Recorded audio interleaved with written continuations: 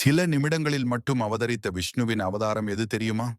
அசுரர்களில் முதன்மையானவன் ஹிரண்யகசிபு. அவன் பிரம்மாவிடம் கடும் தவம் செய்து எவராலும் அவனை கொல்ல முடியாதவாறு பல வித்தியாசமான வரங்களை பெற்றான்.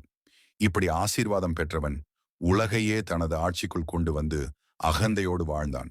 ஆனால் அவனுடைய மகன் பிரகலாதன் எப்பொழுதும் ஓம் நமோ நாராயணாயா என்றுதான் பாடுவான். நண்பர்களிடம் கூட விஷ்ணுவே எல்லாம் என்று சொல்லிக் கொண்டிருந்தான். இதை கண்ட ஹிரண்யகசிபு கடும் கோபமடைந்தான். பலமுறை தன் மகனை கொல்ல முயன்று தோல்வியடைந்தான். ஒரு நாள் அவன் கோபத்துடன் பிரகலாதனை பார்த்து, உன் விஷ்ணு எங்கிருக்கிறான் என்று கேட்டான்.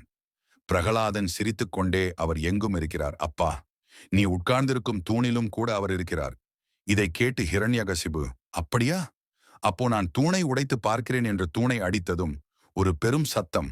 அங்கே தூணை உடைத்துக் கொண்டு வெளிவந்தார் மனித மிருக உருவமாக நரசிம்மர். அவர் சாயங்கால வேளையில் அரண்மனையின் வாசலில் தன் கூரிய நகங்களால் ஹிரண்யகசிபுவை கிழித்து அழித்தார். இந்த கதையிலிருந்து நாம் உணரும் பாடம், எவ்வளவு சக்தி, அறிவு, வலிமை இருந்தாலும் அகந்தை என்றால் அழிவு நிச்சயம்.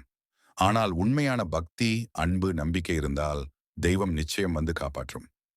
ஆன்மீக புரிதல் டிவைன் சந்திரன்.